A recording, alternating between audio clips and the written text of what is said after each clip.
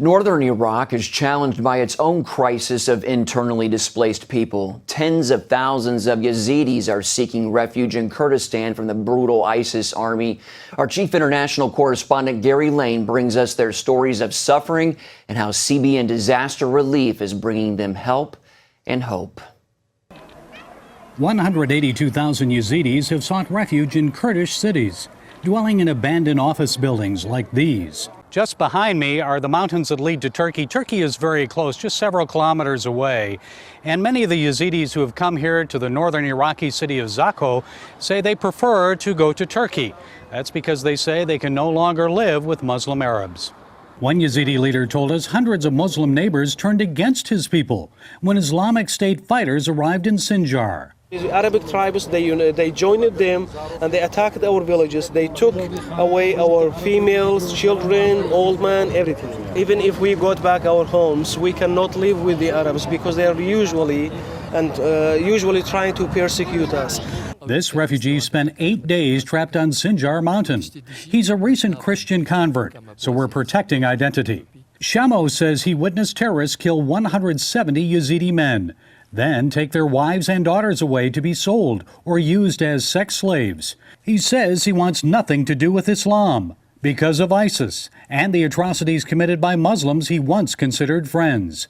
Shamo says he was attracted to Christianity because of the kindness and generosity of Christians.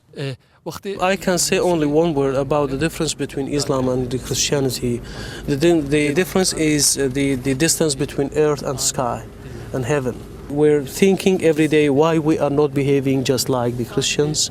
We really saw a real humanity in their life. Feeling betrayed by Arab Muslims, the Yazidi refugees are looking to the Kurds and Christians for help. We're here to show that you have not been abandoned.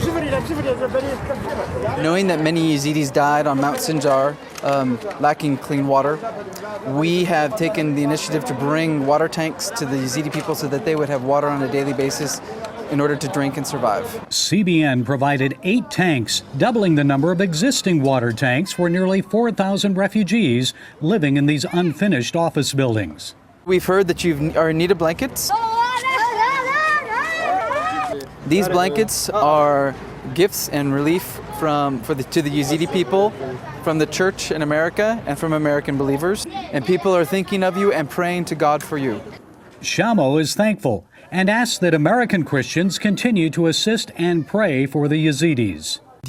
Please, either if you can protect us, provide us an international protection, or take us out the country because we don't want to give our children and our women anymore.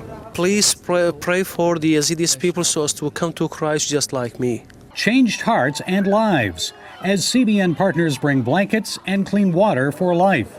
Living water for eternity. And we do these things in the name of Jesus Christ. Gary Lane, CBN News, Zakho, Iraq.